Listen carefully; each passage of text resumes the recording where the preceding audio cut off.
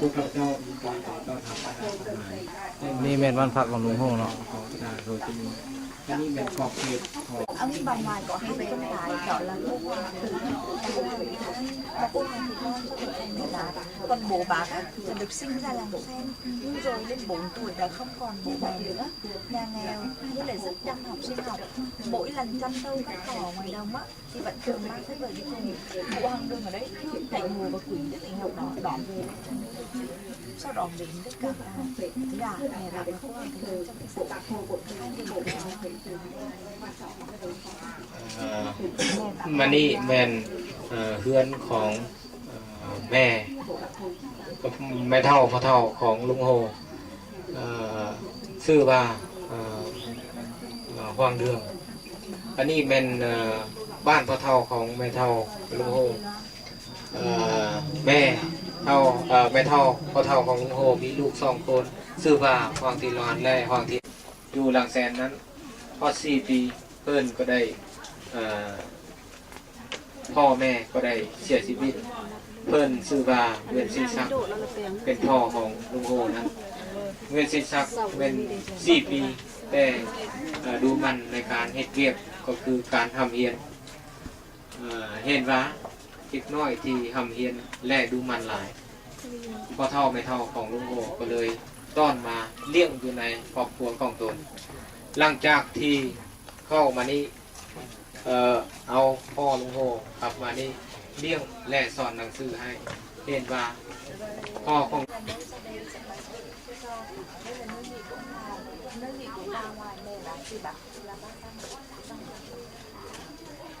เกินหลังนี้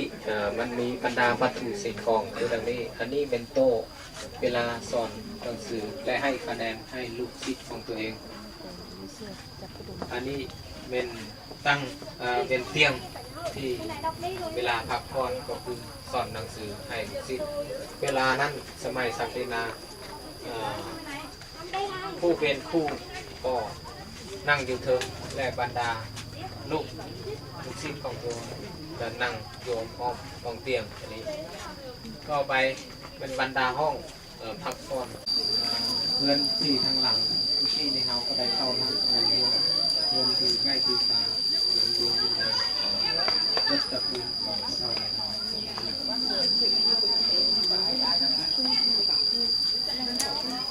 อยู่ทางหลังตองวงหลังที่เขาลุงรอบต่อปีแล้วเวลานั้นได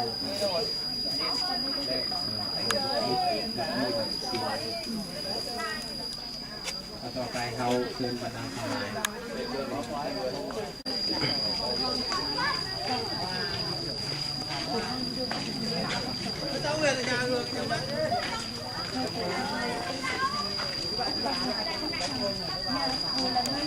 อ๋อยาแล้วก็เจ้าไปหมู่สวยลุงโฮรู้เจ๊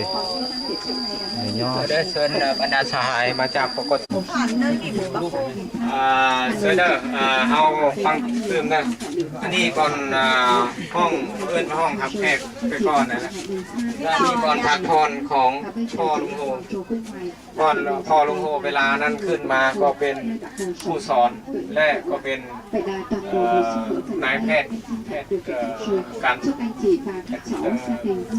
เวลาเอายาพื้นเมืองแพทย์พื้นเมืองอันนี้ก่อนเวลาทำเฮียนของพ่อลุงโฮngày xưa mẹ bác cô ở sinh hoạt 3 chị em mặc เชิญเข้าทั้งห้องนี้วัตถุสิ่งของเก่าๆยังมีหลายก่อน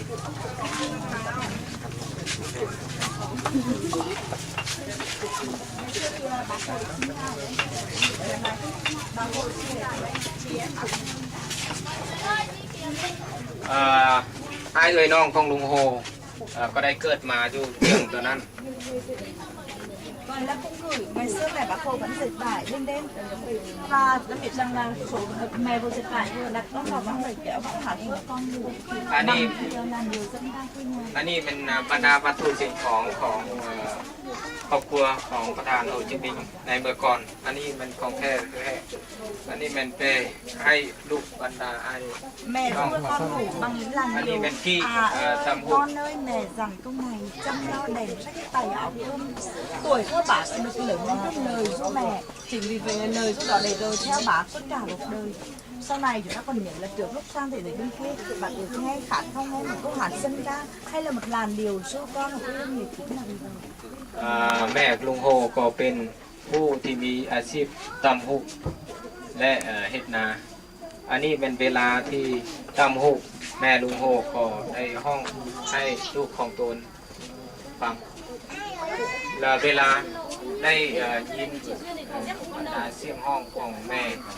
ต้องรวมลุงโฮเวลาอยู่ต่างประเทศเราก็ได้คิดทอดบ้านเกิดเมืองนอนของตัวเองหลายสมัยในปี1962เวลายังเป็นเพียงอยู่ไทยอยู่บ้านกระจอกอยู่ไทยเราก็ได้ฟังเสียงห้องของแม่ผู้ที่ห้องให้ลูกน้อยฟังเราก็ได้ให้ดูใจแล้วเราก็ได้แม่ลุงโฮก็ได้เกิดลูก3 คนอยู่นี่ชื่อว่าเวททิไทยเวทสิงเทียมเป็นอ้ายและเอื้อยของลุงโฮและลุงโฮก็ได้เกิดอยู่นี้หลังจากที่5 ปีได้อยู่นี่ลุงโฮก็ได้ย้ายเข้าไปไปกับพ่อเพราะว่าเวลานั้นพ่อก็ยังทำเพียรเพื่อสอบเสียงยูเวเข้าไปยูเวนั้นแม่ลุงโฮก็ได้เกิดผู้ที่ชีเวลานั้นย้อนว่าเวลาทุกข์ยากเวลาเกิดมาด้วยความชีวิตที่มีความสุขหลายยูเวนั้นแต่ว่ามีความยุ่งยากทางด้านเศรษฐกิจก็เลยแม่ลุงโฮก็ได้ถือพญาติและได้เสียชีวิตยูเวเวลานั้นมี33 ปีหลังจากที่แม่ลุงโฮก็ได้เสียชีวิตเวลานั้นพ่อลุงโฮและอ้ายของลุงโฮก็ได้ทั้งภาคเหนือไปแท่งหมาเพื่อสอบเสียงพวดการสอบเสียงชั้นเขาเรียกว่าชั้นม.มัธยมเลยหลังจากนั้นได้ยินว่าเมียของตัวเองเสียชีวิตเราก็เลยกลับมาหวยเพื่อไปดวงวิญญาณของเมียของตัวเองเวลาอยู่เฮนั้นมีแต่ลุงโฮและน้องของตัวเองน้องซื้อบางเป็นซิงนั้นละทึกแม่เสียชีวิตแล้วลุงโฮก็ยังน้อยแล้วอุ้มน้องของตัวแล้วไปขอลมกับไทยบ้านอยู่นั้นแต่ว่าลูกน้อยโพดก็ได้เสียชีวิตอยู่เฮน้องสายของลุงโฮก็ได้เสียชีวิตอยู่เฮเวลากลับมาเมียของตนก็ได้เสียชีวิตลูกของตนก็ได้เสียชีวิตก็เลยพ่อลุงโฮก็ได้พาลูก2 คนของตนกลับมาอยู่นี่ตึ้ง Và khi mà mẹ เวลาไปลุงโฮมีแต่5 ปีได้แม่และพ่ออุ้มแบกไปเวลานั้น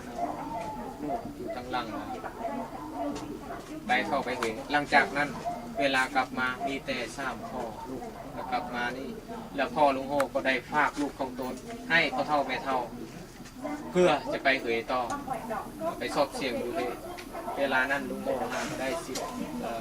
11 ปี bà khô thì xúc động khi nhìn những kỷ vật hồi xưa เข้าไปเวนั้นลุงโฮก็ได้สอบเสียงได้คะแนนพ่อลุงโฮก็ได้สอบเสียงได้คะแนนดีแล้วกลับมาตามที่ของประเพณีของสมัยศักดินาของเวียดนามนะเวลาได้สอบเสียงได้คะแนนดีแล้วก็ต้องกลับคืนบ้านเกิดเมืองนอนของประธานโฮจิมินห์ของตนมากกว่าบ้านหลังแสนนะบรรดาวัตถุสิ่งของครอบครัวของตนก็ยังคือเก่าลุงโฮก็ว่าอันนี้เวลาไทยบ้านเต้าโฮมอันนี้ลุงโฮก็ได้เล่าว่าพวกเจ้าในรักษาบรรดาวัตถุสิ่งของตนที่เก่งหลาย thì đây là toàn thể nội dung của toàn bộ nội dung của em dành cho bạn em xin thành chúc bạn học chị อันนี้การอธิบายอยู่บ้านพ่อเฒ่าแม่เฒ่าของลุงโฮพวกข้าพเจ้าขอพดมาจากที่พวกเขาจะไปเติมอยู่บอนเพื่อนของลุงโฮ อยู่ต่อไปขอเสิร์ช bây giờ khai chơi chuyện tới đỡ lung hoa rồi nó tỏi em mua cho một xe lung hoa lúc trẻ ăn đó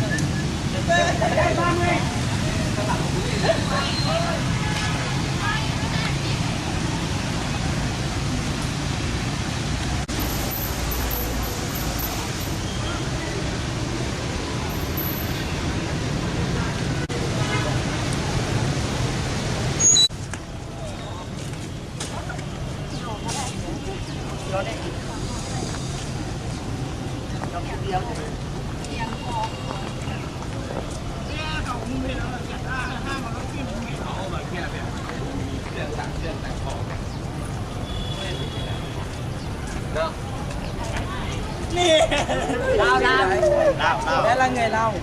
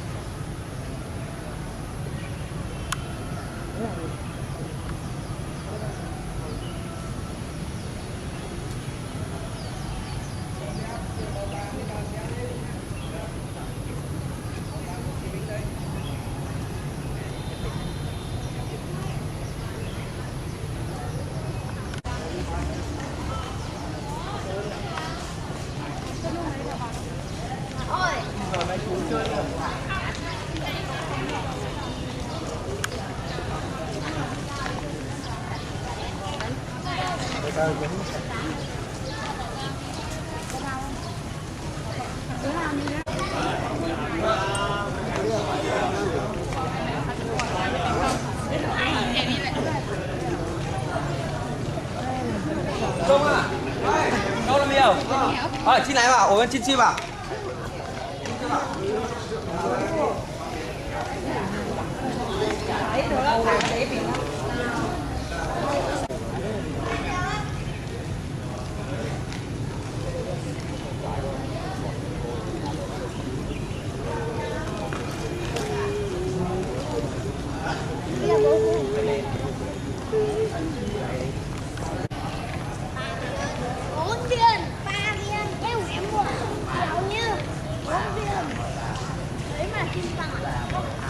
Xin mời chúng ta dồn sang bên này.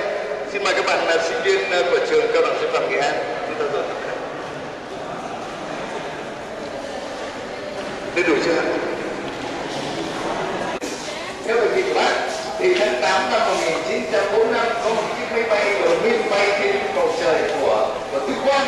và đã thả dù xuống cái sân bay hướng cò ở Tân Trào cho bác trúng một cái bức tuyên ngôn của Lenin và bác lấy một câu để bác trích vào bản tuyên ngôn độc lập Việt Nam.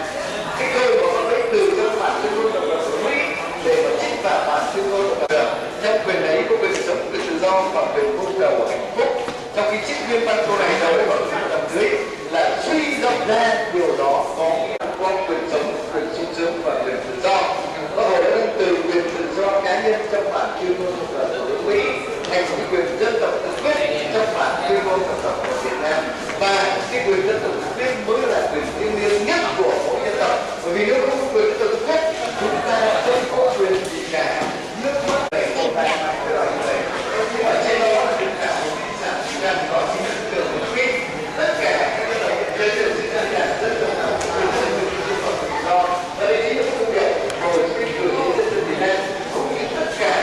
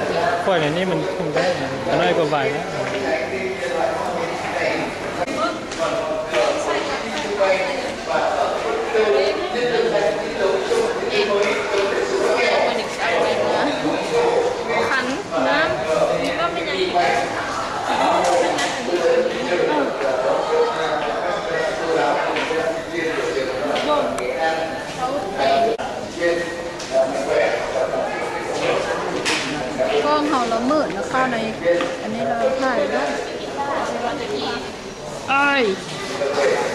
บิ่งนี่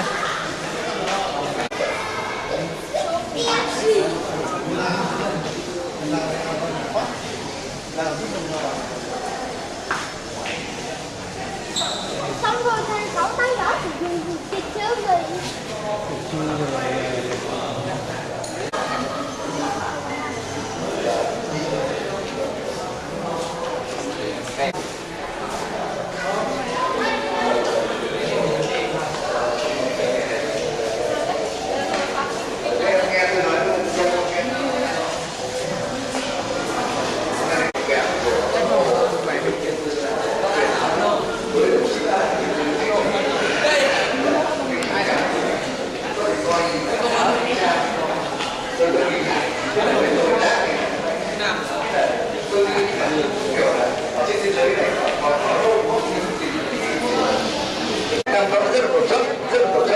Thế cho nên là khi mà đón hai đứa từ sân bay trở về,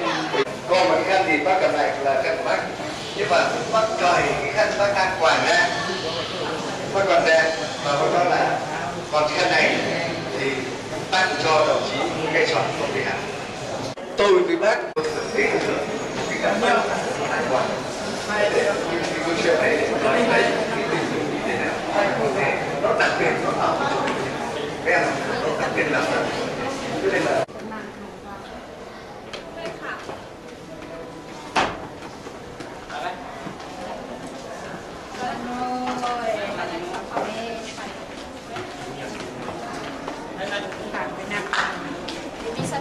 Thầy nói con anh trong cái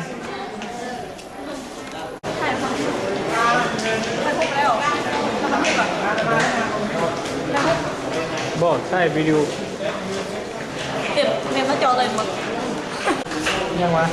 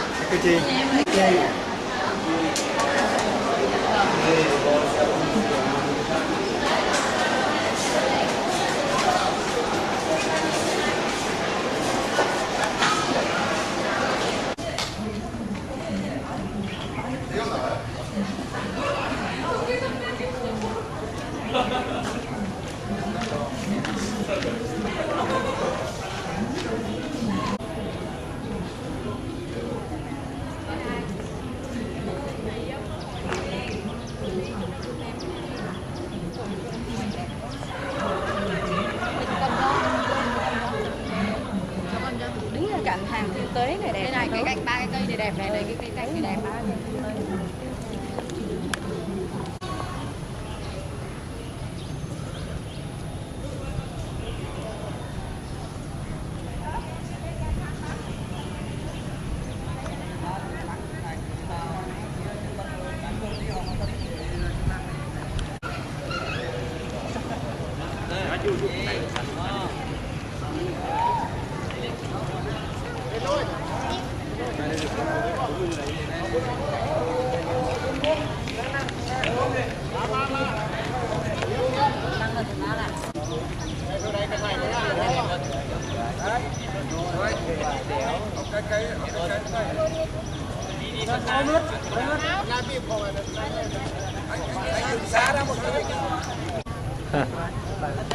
Rồi, lại à?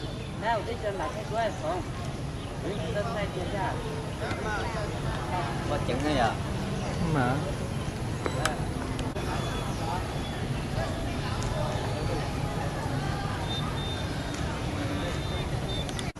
Đó luôn.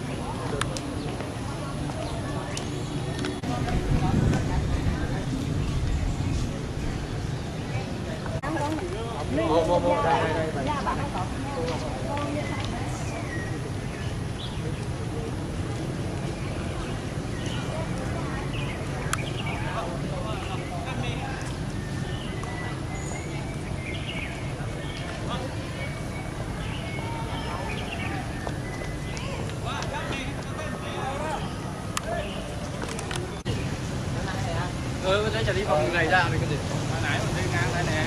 Nãy nó chưa xếp mấy cái vào kìa.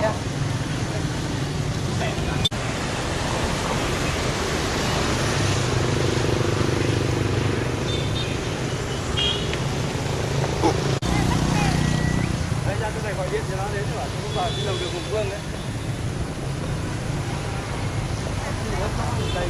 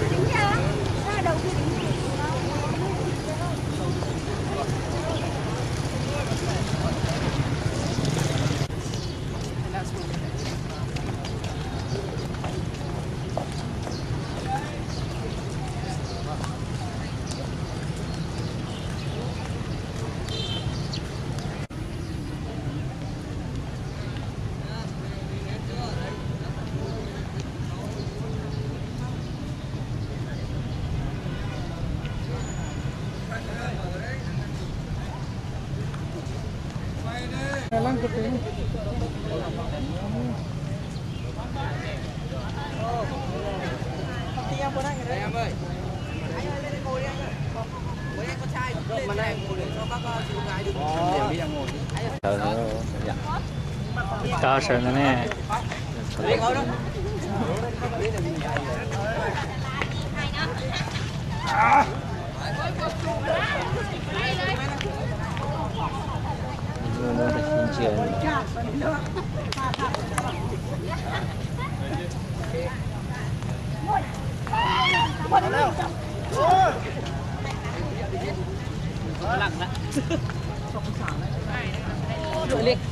Cua sẽ hỏi à?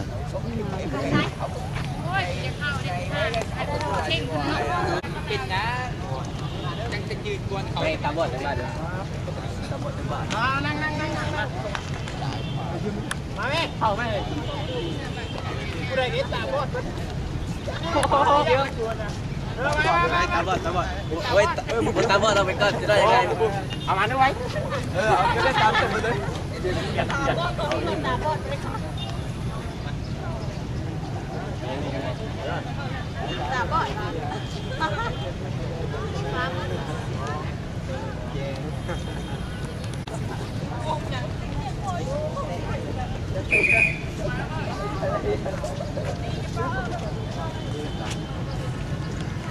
이 겉보스라 이모들로 걷다 그네. em hồi giờ tàn lên của lúc đó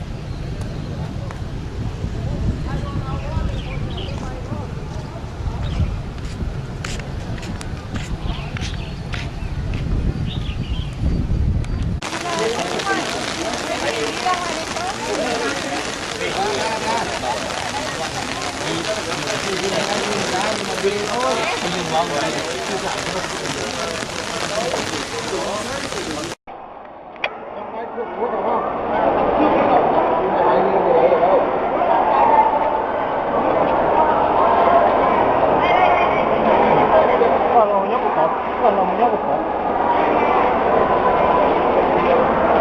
còn những gì đâu chụp là nói như này em xuống nhà một tấm lên tay hết một tấm à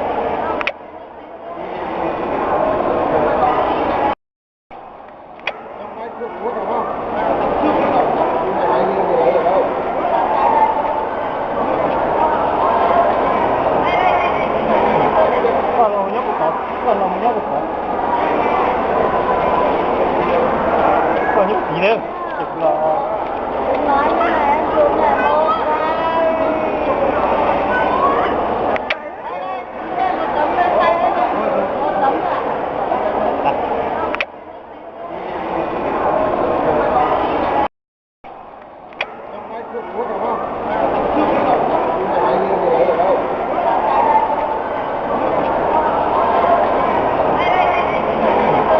còn lòng nhau của còn lòng nhau của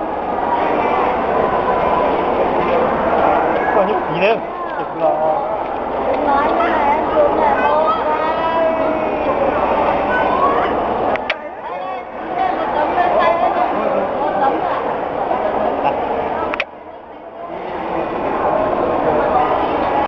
Cái nó là sao?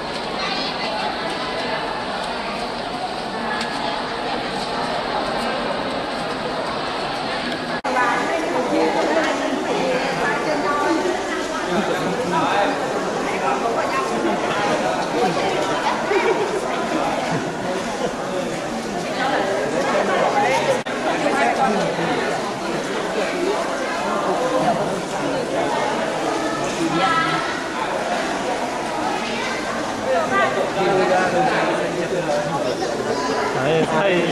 nó sao là tả cái có thay mình sát thay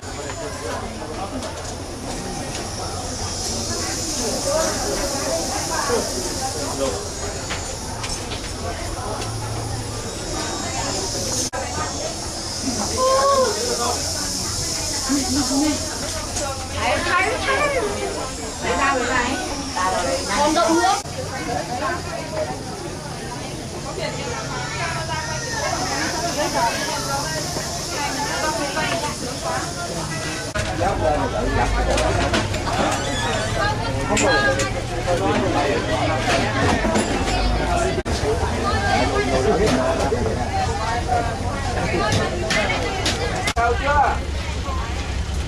Lên và lẹt.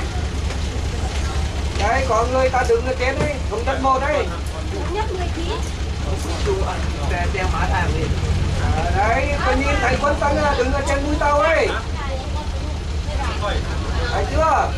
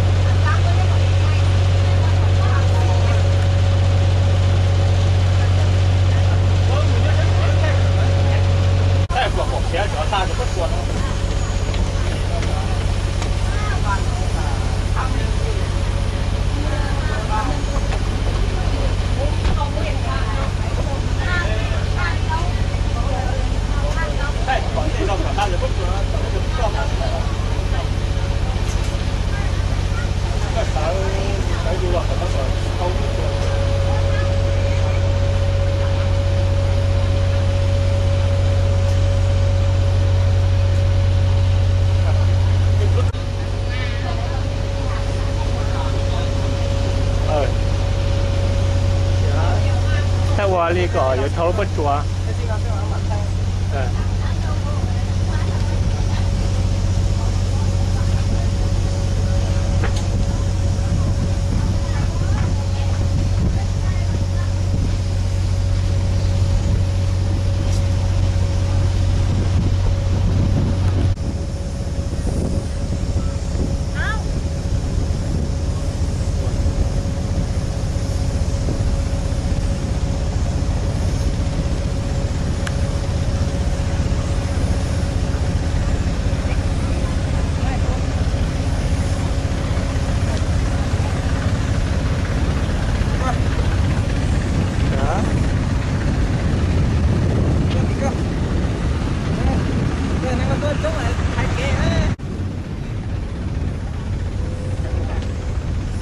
Bà chị táo này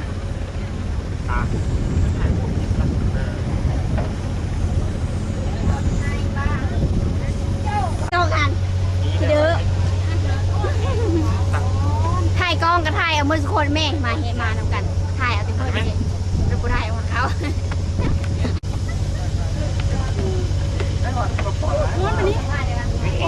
ใช้เป็นตาไหมเป็นตา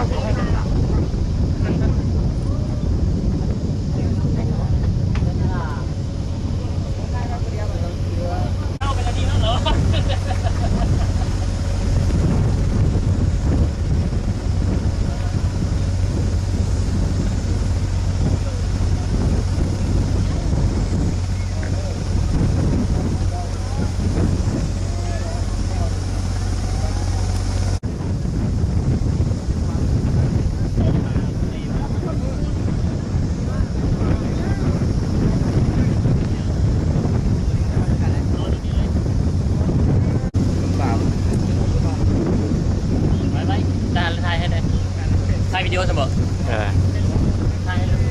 ไปก็สองคำแล้วแม่เขาเรียกปลาของก็ไปขนาดนั้นไอ้บุญแม่ไอ้ข้าวเสี้ยมให้ไปดูไปข้าวเสี้ยมไกลเลยก็ได้ในภาพการเลี้ยงหอยข้าวไหมเดี๋ยว6เครื่องข้าวใหญ่สันเนี่ยโอ้กิโลเด็กถ่ายคนนั้นไปถ่ายอุ้ยไม่เหรอรู้มันเกือบก็ใช่ก็เรามันขอบ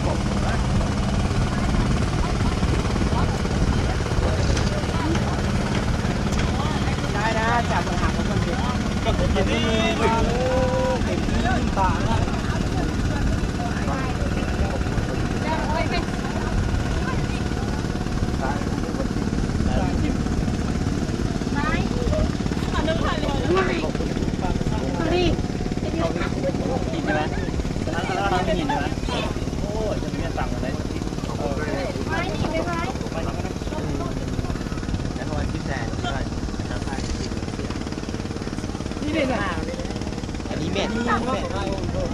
มันเป็นแบบเป็นงูนะงานรอดเข้าไป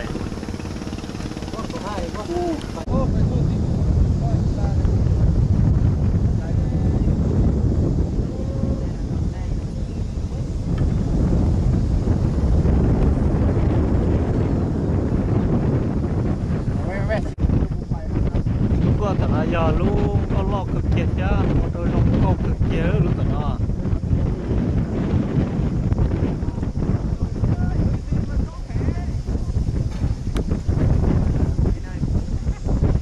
cho mua có cơn có bó thì cho trong tí bé lo đấy tôi mới in nó là cho nó từ plum mong từ tròn tu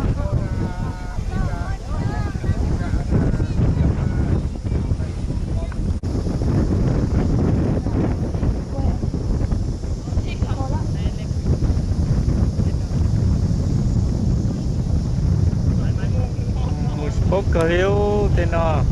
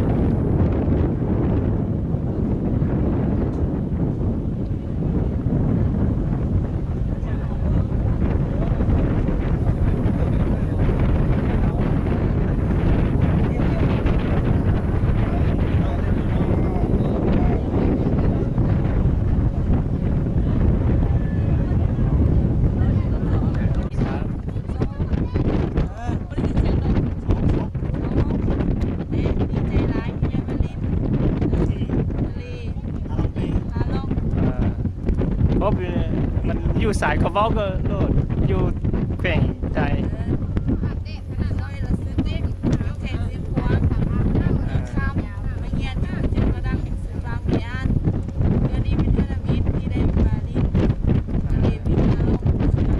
ขอบใจ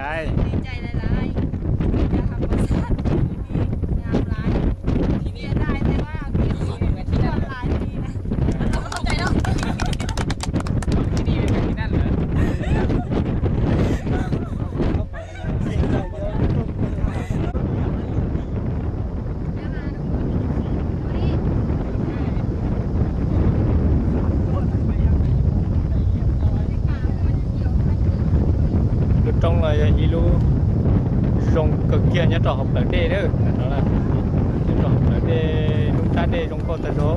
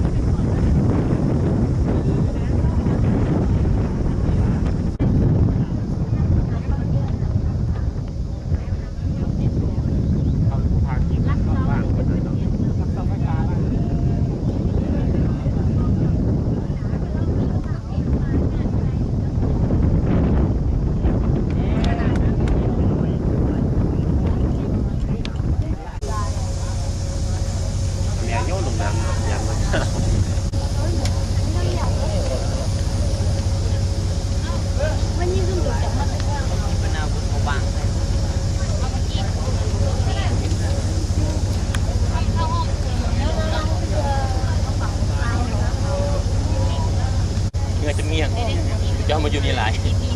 bự thường làm nó chừng nhé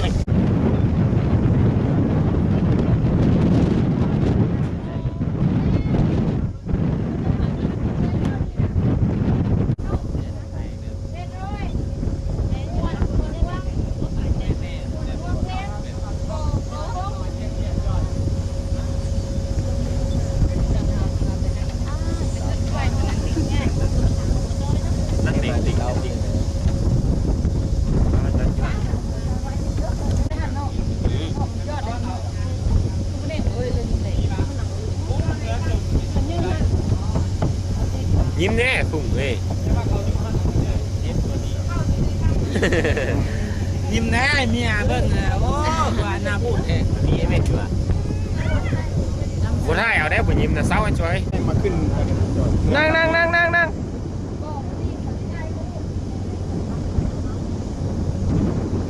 ผ้าธรรมชาติ